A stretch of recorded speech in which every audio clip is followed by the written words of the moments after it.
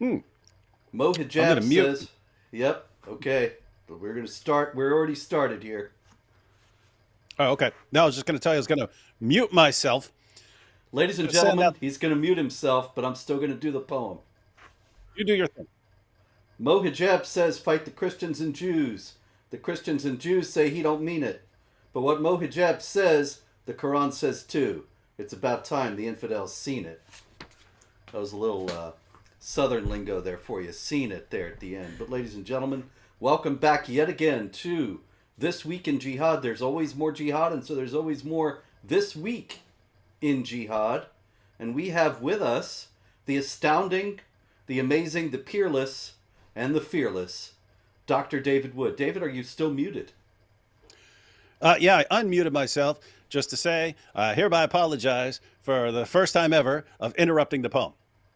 Well, the poem, it still shines forth in its glory among all other verbiage because there's no way to make one like it. You know.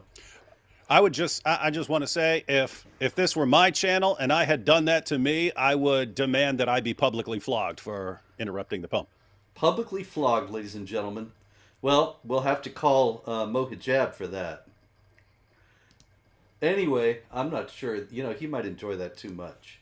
I'm not sure he's the guy I would want for that job, David. Maybe the Taliban. They would be more even handed. I just saw, I haven't watched it yet, but Mohammed Hijab announced that he's in some new drama series or something. So that'd be good. He's in a drama series? Is Yeah, he it. just, I haven't seen it. I haven't seen it. I just looked at the title, but his title says, announcement. I'm in a, about to be in a new drama series, but yeah, this should be awesome. Islamicize Me Too? No, probably like Jew Hunter or something like that. That's right. I can't wait. All right. There's serious business here, David. It's very serious business. Let's see. I barely know where to begin. I actually had an idea of where to begin, and now I've forgotten it. So we're just gonna just. Oh, you know what it is?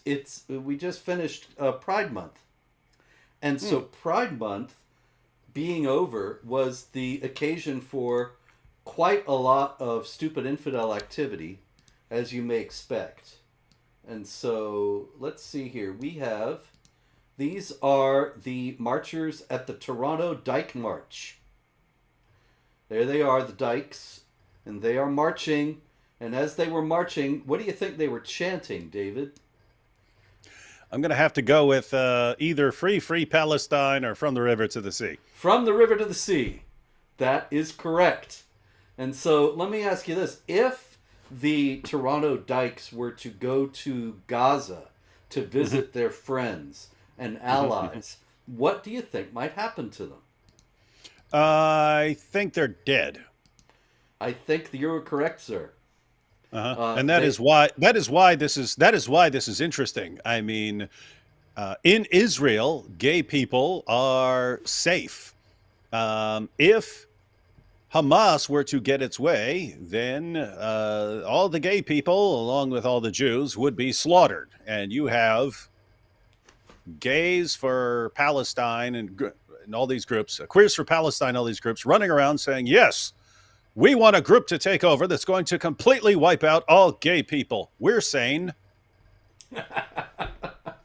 I don't get it either. It's inexplicable. You'd think that. I get What? it. I get it.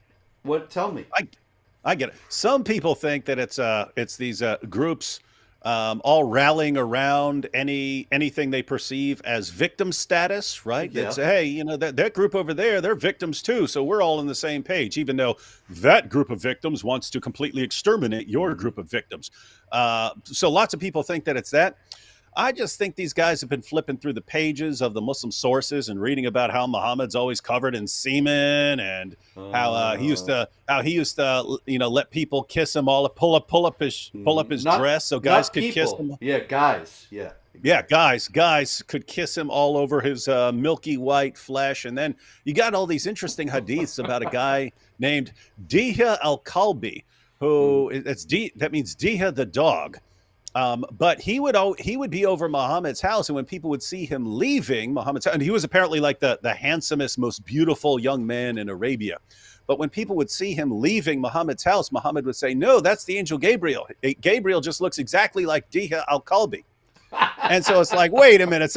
I think these queers for Palestine stuff must be looking at this, going, Muhammad wasn't free during his time, but he's one of us. We know it. He just had to keep Hmm. it secret Hmm. because of the time. So we're going to side with his group. Yeah, and of course we see this all over the Islamic world. I've talked to so many military men coming back from Iraq and Afghanistan, and they would talk about how rampant this was in these areas where they were serving, and it was taken for granted. The military people who served in Iraq used to have a term for it. They would call it Man Love Thursday, and then on Friday the guys would go to mosque, and it would all be forgiven. And so this is something that I think is not just a matter of ignoring or violating Islamic law. It's going deeper into what Islamic law really says. And Muslims read the Hadith as well as anybody else, and they know what these things say about Muhammad. Anyway, Yep. the uh, Oh, the little co- little little, yes. little side note. Little side note along those lines. Talked to a woman. Talked to a woman who ran a house for Pakistani men, or some school or something like that. Anyway, she said that she got to the point where she could actually just sit around and have discussions with them. She's a old woman, having discussions with these Pakistani men who came to the U.S. from Pakistan and so on. Anyway, she eventually got to the point where she could have discussions with them and like find out about their lives and so on. Anyway, over a period of time, she finds out all these guys had been repeatedly molested by grown men when they were children, and that these guys view it as just a completely normal part of life. And so she said she's asking them questions and so on, and she finds out over time that they don't view that as gay. As long as it's a boy without a beard, as long as he's young and doesn't have a beard, they don't view you as gay for having sex with the young guy who doesn't have a beard. And as long as you get married and have children, and you're not like in the West where they say, "Oh, this is a lifestyle and this is something that forms my identity" and all that business. It's this as long as you are perpetuating the growth of the ummah, then you're fine. Mhm. All right, but we do have cracks in the alliance, David. In New York City, we had the pro-Hamas protesters. First, they destroyed floats at the Pride Parade, and then they got down in front of it, as you can see here, and blocked the way. And so here are all the happy leftists there, ready to see the Pride Parade, and all they get to see are the pro-Hamas people holding the Palestine flag. Uh, what do you think Queers for Palestine is going to do in such a situation? I think they're going to remain completely loyal to Islam and to Hamas. Hmm. I don't think they're going to. If you haven't learned the lesson by now, by the way, isn't this like the weirdest alliance you can even imagine?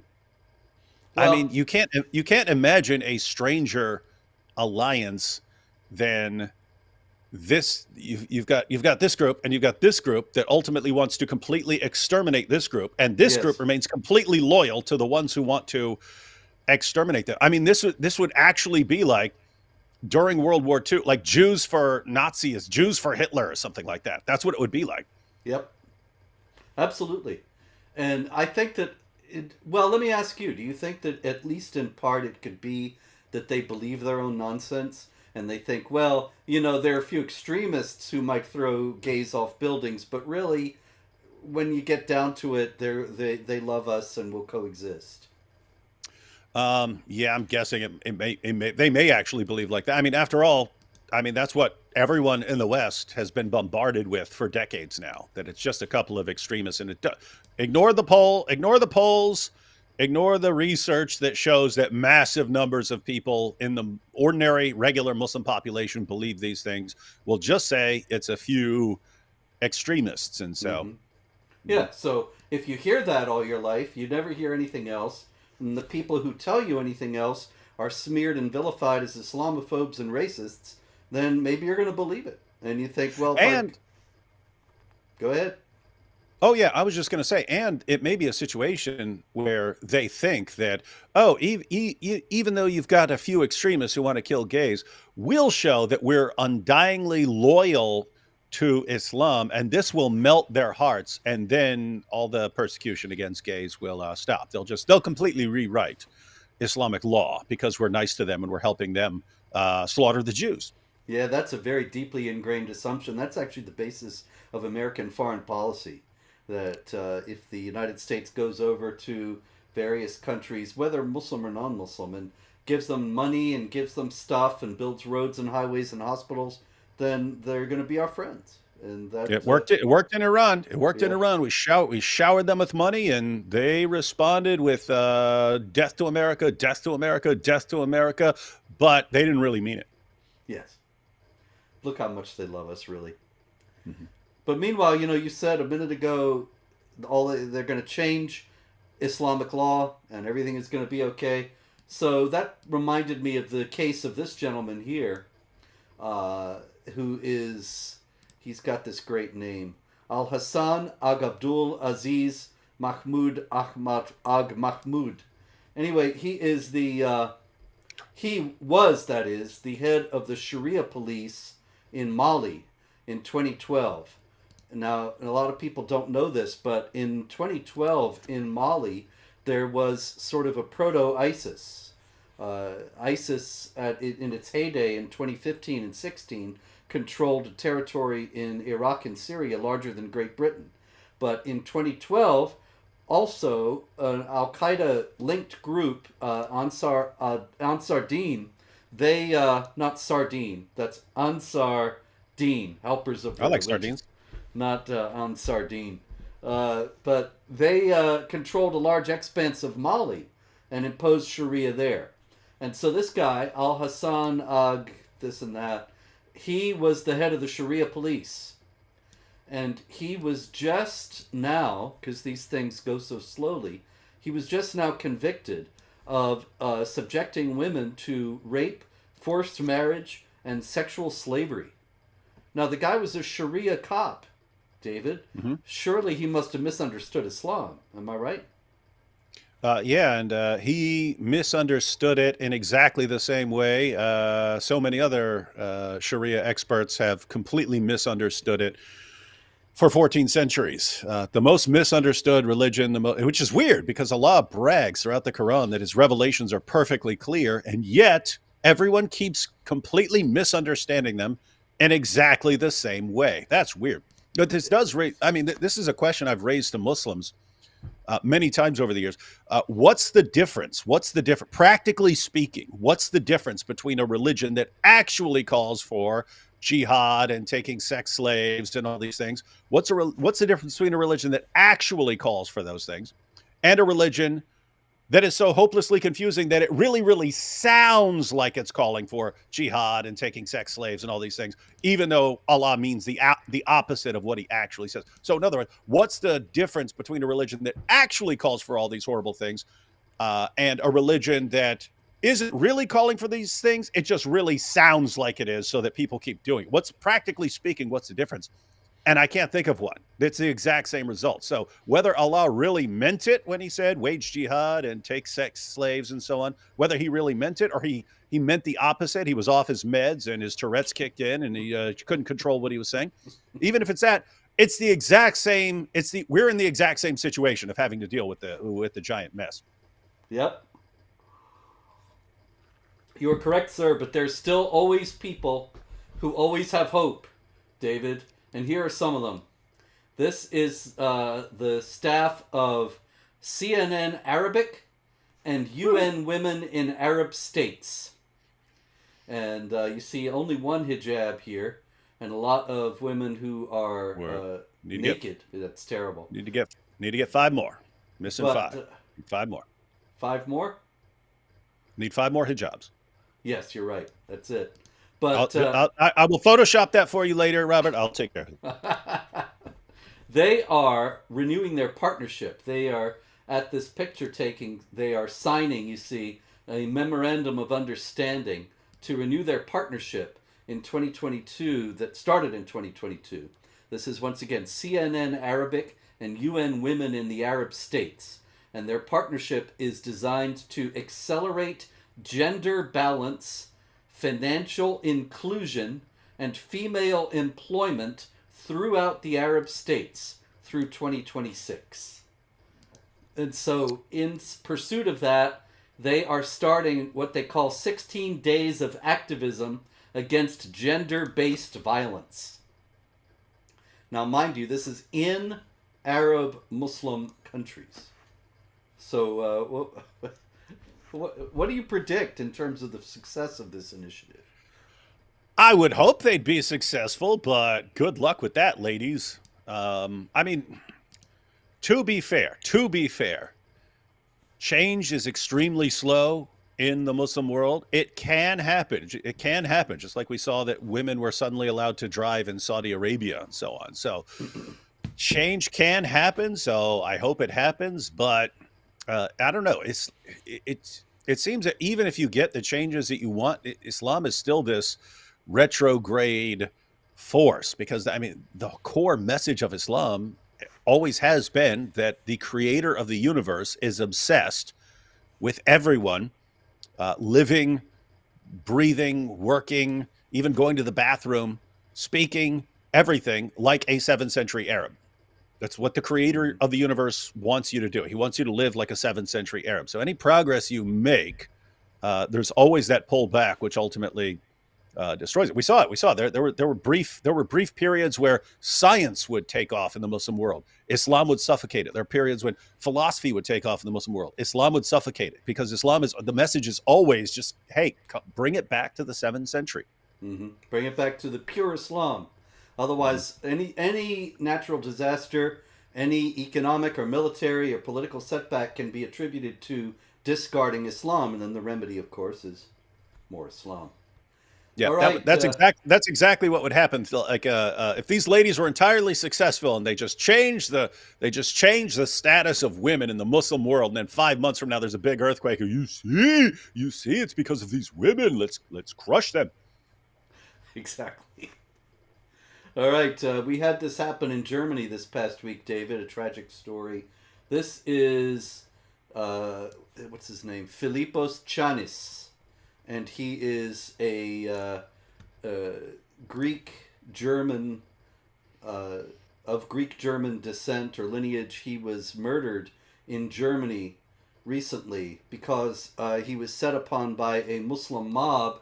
They attacked him because, as you can see in this photo, he is wearing a cross. And so he was beaten to death by a Muslim mob for wearing a cross. Now, why would wearing a cross set off a mob of Muslims in Germany?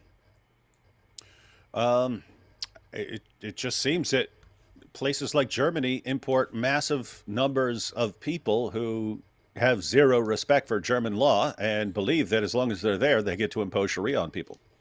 Indeed.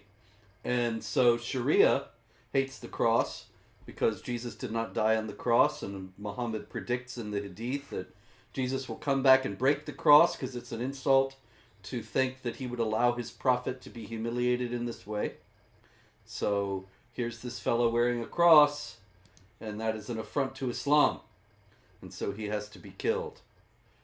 It's useful to keep in mind incidents of that kind, actually, when you think about the CNN United Nations initiative in the Muslim world that we were just talking about. That aside from the mockery that these women are opening themselves up to, there is the simple fact that they are in serious danger if they actually go to some places in the Islamic world. They could be killed for trying to modernize Islam's views toward women. Mm-hmm. Meanwhile, in Nigeria, you probably heard about this. We had great advance for feminism. We had at least 18 people killed in I believe the estimates are now quite a bit higher. My report, unfortunately, is from a few days ago, but in any case, at least 18 people killed in a string of suicide bombings. And the bombers targeted a wedding, a hospital, and a funeral in And they Borno were women, State. weren't they? That's exactly it, David. Not only were they women, but one of them had a little baby with her. Now, what's that all about? Um, why wouldn't you want to? Right? I mean, we see this in Gaza, right? The people who are obsessed with martyrdom. And if you live your entire life as a Muslim, you have no assurance of salvation. Muhammad was told to say by Allah in the Quran that he doesn't know what Allah is going to do with him. So this is Muhammad in the Quran saying, I don't know what Allah will do with me. And it's important to note, you find out from the hadith that that is in reference to his salvation. A Muslim man named Uthman, this is not the Caliph Uthman, a different Uthman, a man named Uthman died. And a woman said, oh, great, he's in paradise now. And Muhammad said, what are you talking about? You don't know where he's at. She said, what are you talking about? He's one of the best of us. Muhammad said, you don't know what Allah's going to do with him. And she said, if he's not safe, then what's the status of the rest of us? And Muhammad said, I don't know what Allah is going to do with me. So Islam fosters this kind of paranoia about a God who's completely unpredictable. You don't know what he's going to do, but he does give you one guarantee that if you die while waging jihad against the unbelievers, that's your one-way ticket. Mm-hmm. So why wouldn't a mother in Gaza want her kids to be killed, want her kids to be jihadis? Why wouldn't she? Why would a suicide bomber not bring a little baby along? Indeed. And so the baby gets a one way ticket along with the mother to paradise. In a similar vein, David, we had a rape case in France. And in this case, the rapists, they were originally reported as attacking this 12-year-old Jewish girl because she said bad things about Palestine. Whether that's true or not, we don't know. That's just what they said. Now, later on, it came out that before they let her leave after this gang rape, this 12-year-old girl, they made her swear on Allah not to say anything. And they asked her, I know you're not Muslim, so what religion are you? And she was Jewish. When they learned this, they tried to convert her to Islam. Now, a lot of people in the West just have no idea. They cannot understand in the slightest degree why somebody would rape someone and then try to convert them to their religion. And these people are crazy, right? Or is there some other explanation? No, I mean, that's kind of the message of Islam. We're going to keep slaughtering you, slaughtering your men, raping your women, and so on until you all convert. And so if you want to end the killing and the raping and so on, just convert. Simple solution, right? But Islam has always had this mafia gang type mentality where you're joining it for your protection. And then, of course, there's always arguments as well that argue that, hey, this is just about pure monotheism and so on. What's interesting is that over the past few years, all of their main arguments, they now acknowledge were completely bogus. So the perfect preservation of the Quran, they now acknowledge that was a bunch of nonsense. It was all deception. The scientific miracles, they now acknowledge was just complete deception. So they're acknowledging that their arguments that they used to convert people to Islam were bogus. Well, what's left? All that's left at this point is like the gang mentality of, hey, we're in your area. We're going to keep messing with you, raping you, bullying you, beating you up, torturing, killing, whatever we have to do. We're going to keep doing this until you all convert. And guess what? There are people who will convert. I mean, if you go to prison and 60% of the prison population is Muslim and they start beating you up as soon as you get there, telling you to convert, there are going to be people who convert. But notice that sort of conversion is the exact same thing as joining a gang. It's the exact same thing as joining a gang. So what we're seeing now and what we're going to see in the future is It's always had this, well, it's a religion but it's also a gang, it's a religion but it's also a gang. It's gonna be dialed up that you're basically joining a big gang, because the arguments that this is about pure monotheism and all this stuff, that's all falling apart. So anyway, it's the world's biggest gang. It's worth noting also that when you mention the mafia, that it's a mafia gang mentality. Well, the mafia originated in Sicily, and the Muslims occupied Sicily for a couple hundred years back in the 9th century, 10th century. So I think it's very possible that these things do indeed come out of it. That you have this secrecy about what it's all about. You kill people if they leave, etc., etc. Loyalty to the group above all. It's interesting thing worth pursuing.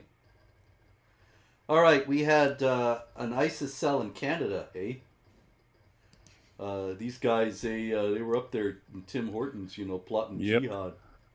Eh? Hey, let's meet up at Tim Hortons, eh? All right, bring the Uh, maple syrup. blow up some stuff, eh? And so this Canadian group of jihadis, you see the middle guy, he's a convert. I think you can tell because he's bit of a ginger type, looks like. And in any case, he was part of the gang, and this group, they plotted to murder an entire family because they found out that they were an ISIS cell, and so they it's kind of connected to this mafia thing that the somebody finds out about you, you take care of the problem, you murder them. And so they actually went on a shooting spree at this takeout restaurant Chicken Land in Mississauga, Ontario, outside of Toronto. But they did not. They targeted the whole family. They don't. I don't believe they killed the whole family. Well, Anyway, this goes back to what we were saying earlier. That I mean, think of, you got these guys in Canada, Muslims, convert, and they somehow come to the exact same conclusions about what they're supposed to do as Muslims as so many other Muslims in different parts of the world. And that's we've brought this up a million times when we say, look at all this jihad. Where's this idea coming from? Is it coming from the Muslim sources, which we can quote to you? And we got the response for years. For about a decade, we got the response, oh, but look at Westboro Baptist Church, which wasn't going around killing anyone. They were just a bunch of doofuses protesting soldiers' funerals and stuff like that. But Robert, when Westboro Baptist Church announced what they were doing, how many people did you see gathering from, how many Christians did you see from across the world, from Europe and Africa and everyone rushing to join with Westboro Baptist Church? Zero. That's what you saw. That's what you saw. Why? Because you can always have some weird idea from some particular group, and it's just because someone in that group had a weird idea and was able to convince the people around him, doesn't mean that other people in other parts of the world are going to come to that same conclusion. Nevertheless, when ISIS says, hey, we're a caliphate, we're going to wage jihad and slaughter the unbelievers, suddenly Muslims from America, Canada, Great Britain, France, Germany, everywhere around the world starts flooding into the country. Why? They all had the same ideas. And they're like, finally, someone's coming along and doing it. This is what we've been waiting for. It's like, where did they all get the same exact idea about what they're supposed to do as Muslims? I'm still waiting for an answer to that question, because until I get a different answer, it seems like the reason they all come to the same conclusion is that they're reading the same books. yep. And the books are actually clear on these issues, even if they aren't as clear as they claim to be on others. Speaking of which, we have a guy, he went a little too far. Did you see this character? This guy is in Lafayette, Louisiana. Yeah. And he is apparently the local imam there, although his manner of dress for his khutbah is a little bit unconventional. His name, I don't know. If anybody knows the name of the imam at the mosque in Lafayette, Louisiana, please let me know. If you know this gentleman. But in any case, this guy is on video at the indispensable Middle East Media Research Institute, MEMRI, and he says this: O Allah, our Lord, they are waging jihad for your sake. O Allah, they are waging jihad for your sake. O Allah, O Lord of mankind, grant them victory, etc., etc. O Allah, annihilate the Jews and the Crit. And then he stopped. Because, of course, he stopped too late anyway. He should have known he was still going to be on This Week in Jihad. Wait, yeah, yeah. It was one of these situations. Oh Allah, annihilate the Jews and the. Hey, is that camera on? Is that camera on? Turn that camera off right now and let me finish. But it's interesting to note that he actually, after he stopped himself, he went on and he said, "Oh Allah, annihilate the Jews and their helpers, for they are no match for you." Now, even that, going on to say, annihilate the Jews, this is something we would never see until October 7th. And now it's, I think, because hatred of Jews has become mainstream in so many ways among so many people nowadays that he feels free to say that. But it's still a bridge too far for him to say annihilate the Christians. He'll get to that later on. Yeah, he's still probably one of these guys that we'll form temporary alliances with anyone among the Christians who we can dupe into siding with us. So we don't want to marginalize the Christians just yet. We want to use them first. Indeed, and the Christians are so willing. They really, they have no clue, and so they go along. Let me see if I think I have some Christians. Maybe not. Nope. No Christians. But I do have another imam who is not happy about some of these alliances, even though, as you just very, very well put it, in terms of we will use these people are still useful to us, and so we will continue the appearance of this alliance. This guy that's not even the right one. Huh. Wrong anti-gay photo. Hang on. There are so many to choose from. Yeah. I gotta find a more efficient way to do this. But anyway, I'm just gonna have to go ahead. This guy is in California, Culver City, the King Fahd Mosque in Culver City, California. And he says that we as Muslims, of course, we know that the lifestyle that these people live is a lifestyle of disgust, evil, deviance, and immorality. And I should note here that when they say things like this, a lot of Christians, a lot of other people say, well, yeah. And they don't approve of it any more than the imam here does, Asan Syed. And so they are sympathetic to what he says. But we have to remember also, at the same time, we're not talking about a moral disapproval. We're talking about something much larger, because it ultimately ends with execution. And this is something that Christians and others would say that's going too far. But anyway, David, he says, we will never support them. We will never support their lifestyle. And we want them to just leave us and our children alone. So much damage has been done by the alliances that these so-called Muslim organizations have made with these people. So I think this alliance is not long for this world. Yeah, I've seen the Muslims since October 7th. I've seen the Muslims who complain, hey, we've got Queers for Palestine and LGBTQ stuff at our rallies against Israel, and bringing it up as a reason, possibly even the main reason, they keep losing against the Jews. Mm-hmm. And the issue was, hey, how do you expect Allah to bless us to conquer the Jews and to conquer the world when we're forming alliances with all these groups that Allah hates? So what's going on? What's going on here? And so you have Muslims who actually think the reason they're losing is because LGBTQ stuff is at their rallies and so on. So anyway, if that happens to be true, great job, Queers for Palestine. Yeah, it's a Zionist plot, David. Clearly the Zionists sent them in. Meanwhile, speaking of Zionists, we have this charming gentleman here. and he is Anas Saleh. And he was the guy who went on a subway car in New York City, and he called out that anybody who was a Zionist raised their hand. And he said that all the Zionists should leave the car. Raise your hand if you're a Zionist. Repeat after me. This is your chance to get out. And so it's clear that he was threatening violence to anybody who was foolish enough to identify himself as a Zionist on this subway car. Anyway, Gosh, wish I was there. Here, sport.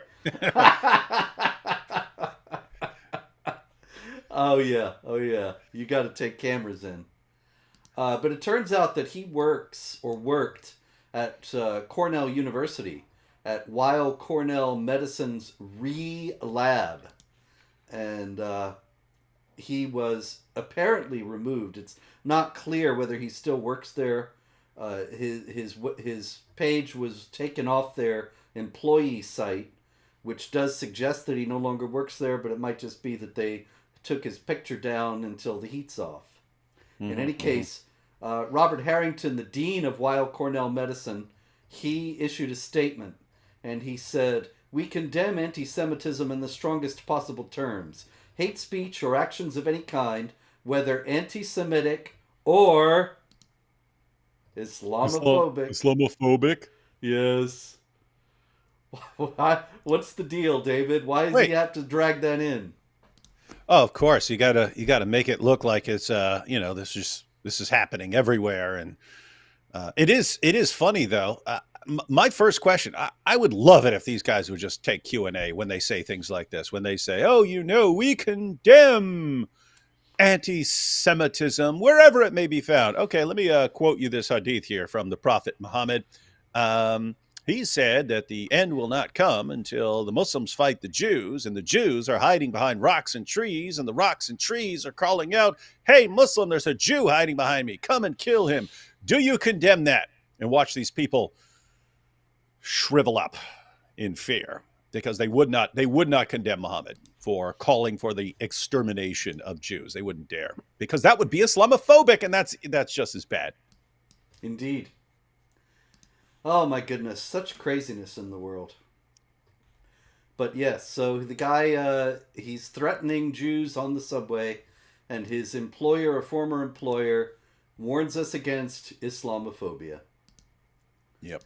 Yep. It's just like every terrorist attack carried out in the name of Islam for decades. What do we hear right after the attack? Oh, we need to warn everyone against a backlash against the Muslim community. So this is a time to warn the world about Islamophobia. Oh yeah. Every So many time. times I saw that. Like clockwork. And the local imam in the city where the attack happened saying, "We request greater police protection," and getting it. Because the authorities never thought critically about any of this, ever. And then every news program gets Muslims on to say, "You see, look, this Muslim doesn't approve of that." And then the Muslims use that opportunity to preach Islam and do dawah and so on. So the real takeaway is, the more people you slaughter in the name of Allah, the more exposure we'll give you to preach Islam, and the more converts you'll win. So it's in your best interest to slaughter and rape as many of the kuffar as possible, because the more you do it, the more our politicians and journalists will defend and promote your prophet. Indeed. Great message, smart message. And so, I should have mentioned this earlier. Oh, that's not the one. Yeah. I'm having trouble with the photos tonight here, David. Somewhere there's a photo, but anyway, maybe this is it. Yeah, it's not a very clear photo, but this is actually a recent gang attack in Halifax, Nova Scotia, where a couple of lesbians were out having a birthday dinner for one of them. And they were apparently identified as such and set upon by a Muslim mob and beaten. As you can see, there's one woman down on the ground there, and they were both severely beaten. They were attacked by 7 to 10 Syrian migrants. Now, here again, this I think this is bringing into sharp relief this cognitive dissonance between reality and what people imagine about Islam in the West. Well, Robert, what this really shows is that we here at Queers for Palestine need to be even more loyal and faithful to our fellow Muslim victims because we have to do more so that their hearts eventually melt. It's the only way forward. That's it. Anyway, I'm speechless. I'm speechless. That's You perfect. know what? You know what? I'm about to head to a conference with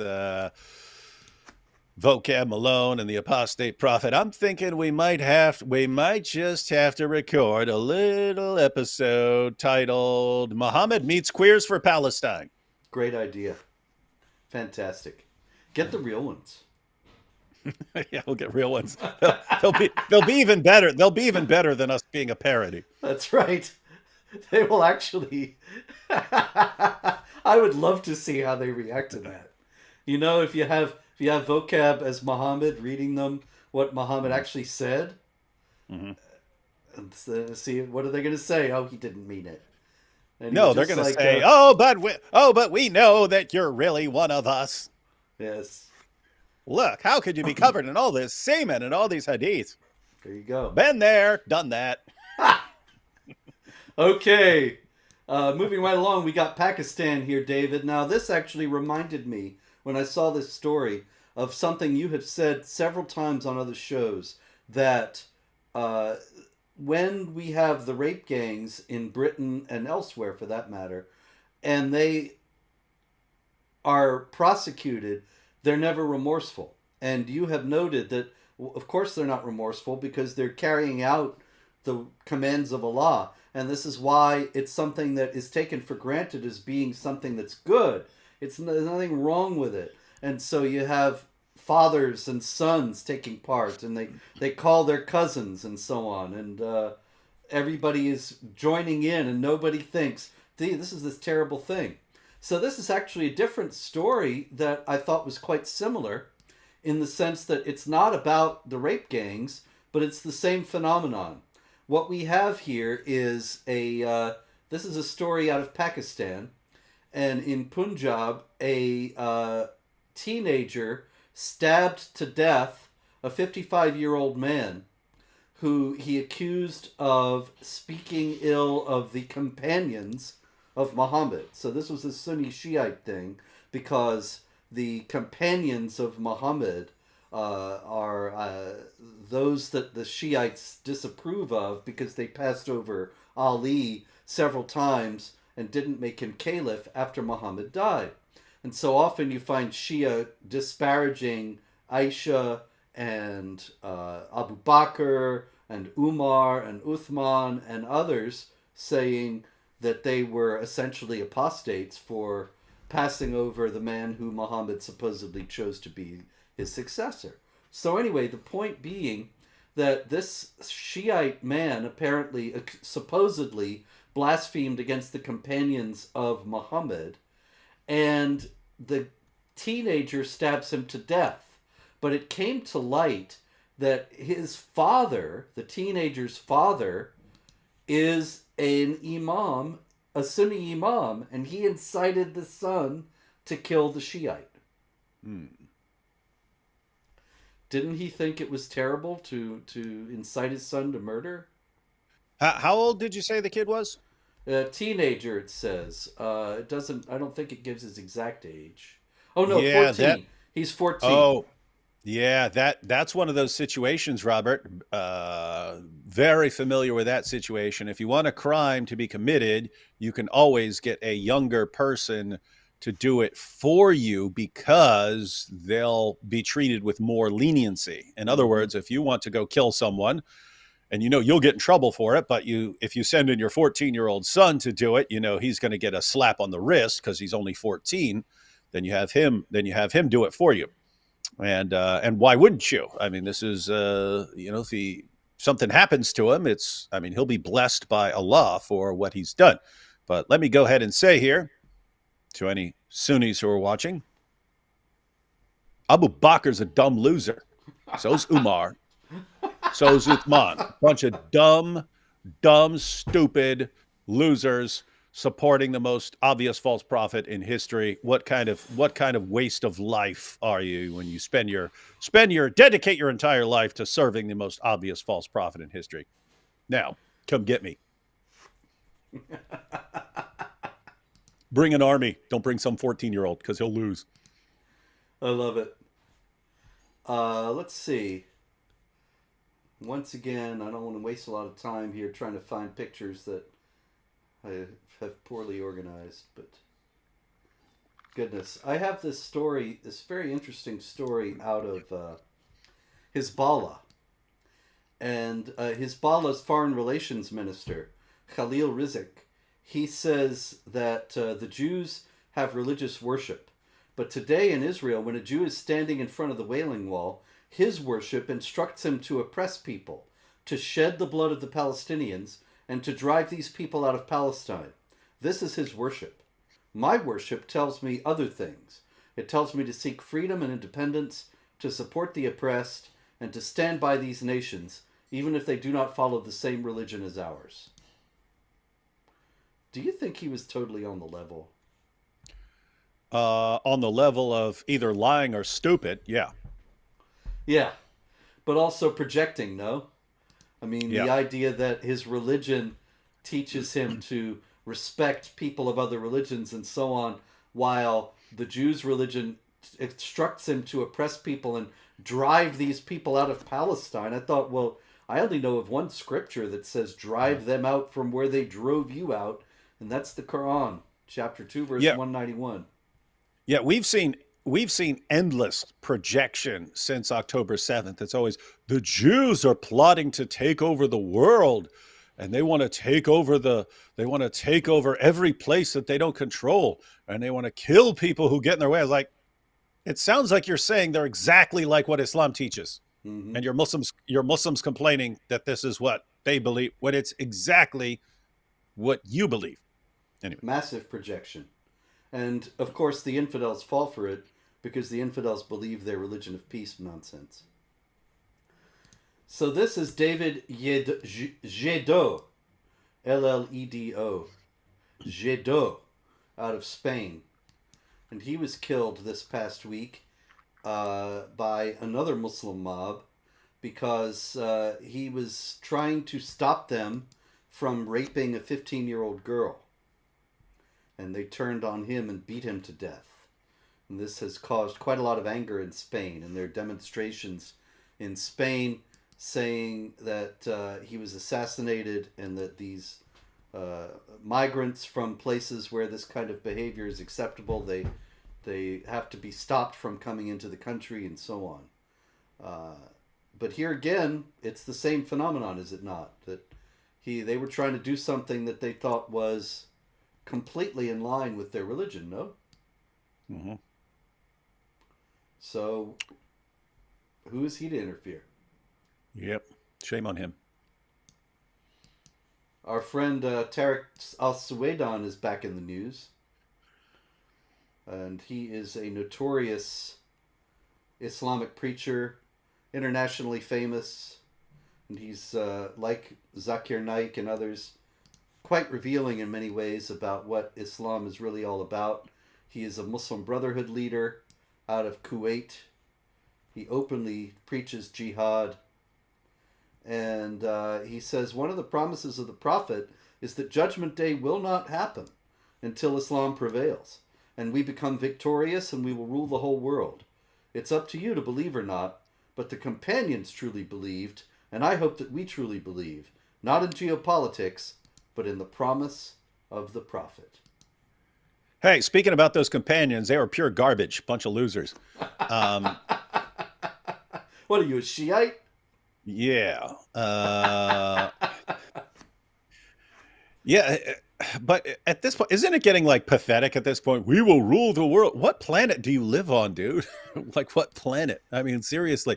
In the early centuries of Islam, where Islam was expanding rapidly and so on, you could get the idea, hey, look, we're expanding so rapidly, we're going to take over the world. Eventually you got to Europe and Europeans drove you back. Eventually you got to India, and it worked for a while, but eventually it's not working out anymore. The expansion stopped, and then you eventually lost your caliphate. So you're talking 20th century. They lose their caliphate. They had a caliphate the entire time, and then all of a sudden they didn't even have a caliphate anymore. And they keep trying to bring back the caliphate, and then it crumbles and gets crushed every time. And now they're running around whining, "Oh, we're the victims. We're the victims. Let's become partners with the LGBTQ community. Yeah, we're going to take over the world." It's I mean it's like a joke at this point. Like, guys, how do you plan on doing this? How could you possibly at this point think that you're going to take over the world? Well, Any one thing, David, though, really, I understand on the one hand because the Dawa's caving in, as you noted earlier. Islam is more vulnerable to challenge than it's ever been in history because of the internet, because of shows like this one, because of the other shows that you do, because of the books that I've written, because of the many efforts of many people who are exposing the howling falsity and evil of this thing. But also, in the West, you have so many idiots. It's easy, I think, for them to become confident and think, well, we're going to take over in the West. I mean, look at Britain. Yeah, but even that, I understand them getting the idea, like, oh, look how stupid these guys are. The more we kill and rape them, the more they support our religion. I get them wanting to take advantage of Western stupidity. The problem for them is the Western stupidity has its limits, and you've seen some people waking, you've seen lots of people waking up um, in Europe. But the point is, even if Westerners were remained as stupid as possible, Islam still doesn't win and take over the world. Every place they take over, they turn into a cesspool of interreligious violence, slaughtering each other. Mm-hmm. Because I mean, they're broken into endless groups, and they all start killing and fighting each other.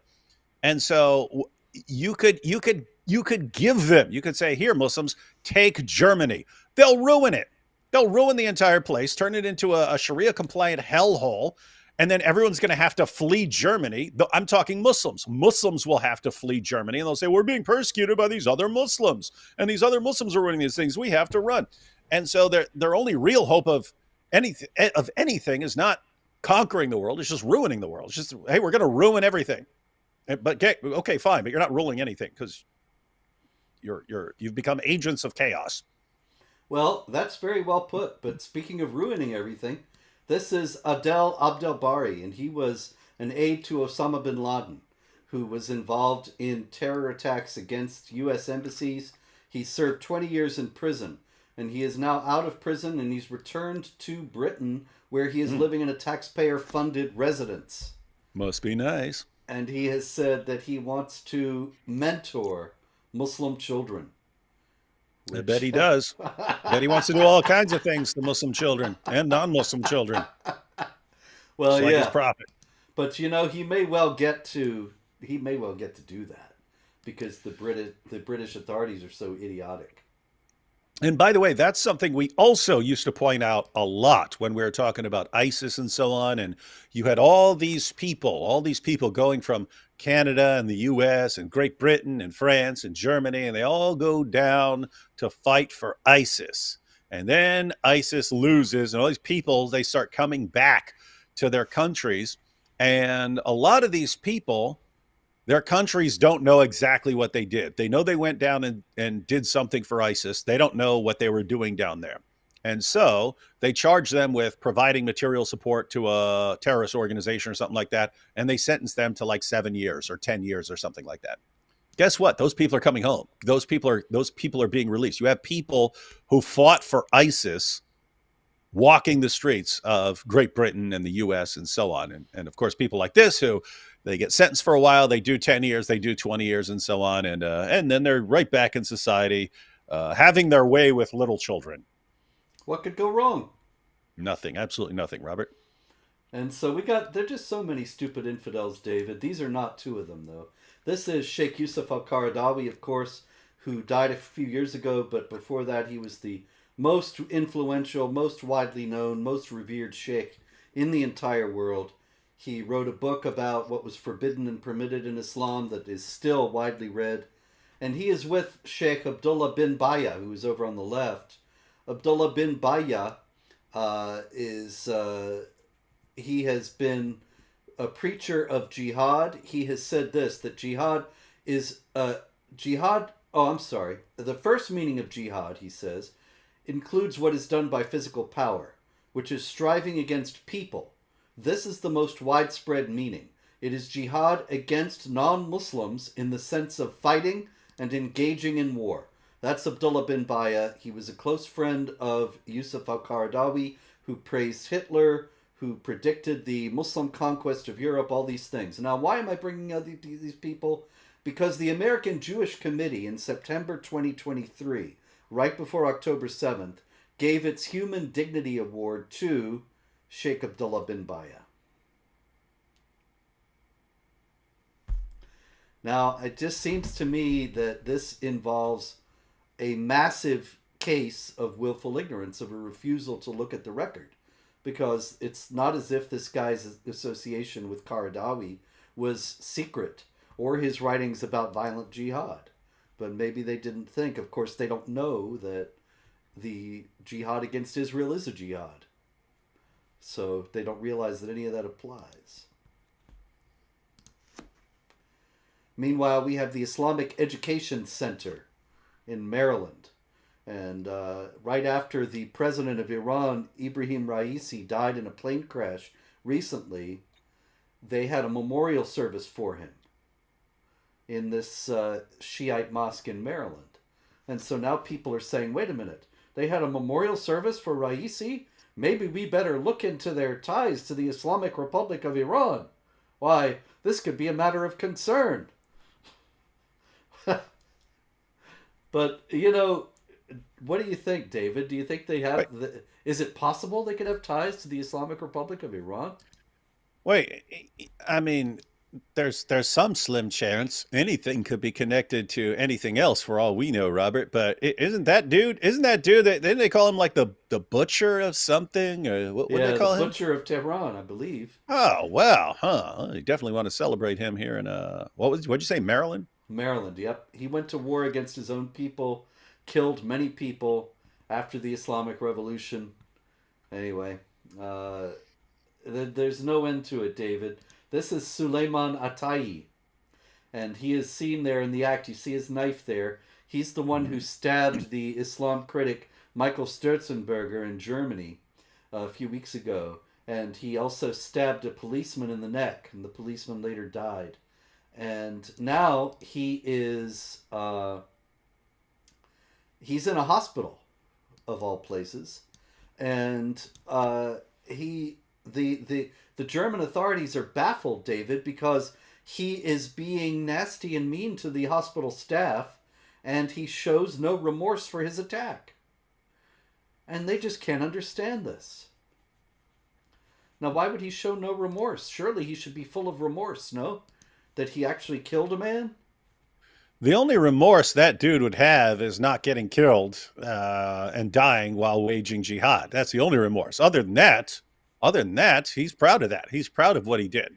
I mean, And we are proud of that.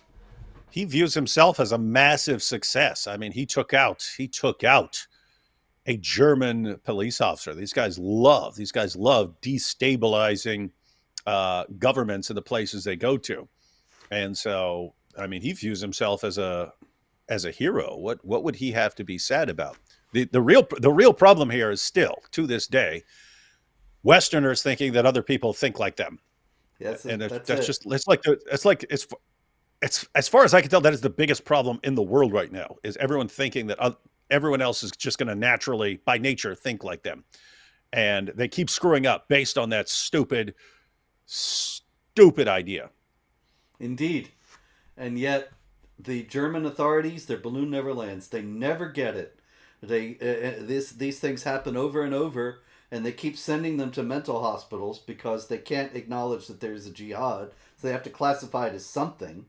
And they send these guys to mental hospitals. Then they expect them to behave the way Westerners behave when they commit murders, and they don't, and they can't figure it out. I got to Mhm. give you one more, David, before we go. I couldn't believe this one, but on the other hand, I could because it's just so crazy. Sheikh Asif Ali was sentenced to life in prison in India for raping and murdering a 6-year-old girl. Now, raping and murdering a 6-year-old girl, you and I know in Islam, if she's a kuffar, that kind of thing, there's just not a big problem there. Especially the rape part. Maybe he gets a slap on the wrist for the murder, but she's an infidel. Come on, big deal. Uh, Now, the Orissa High Court in India, they said that they were commuting his death sentence. And he no longer has the death sentence because he prays 5 times a day. Oh, And he surrendered to Allah, they said. oh, okay. Well, definitely free pass then for all these guys who are raping and slaughtering unbelievers in the name of Allah. They pray. Yeah, See, they pray to the God. They pray to the God who tells them they can do these things. the Indian authorities are proceeding here again on the assumption that everybody thinks like them, just like you said. Hmm. And that they figure, well, he must be sorry because he's praying, Hmm. which he ain't sorry if his God told him to do it. Mm-mm. Anyway, that's the jihad for this week, ladies and gentlemen. It's a grim picture, but we have to remember that ultimately the truth and the right will become clear and will be undeniable. And in the meantime, through the cross comes after the cross comes the resurrection. And so persevere, don't give up, never give in. Pray, hope, and don't worry. And we'll likely see you next week.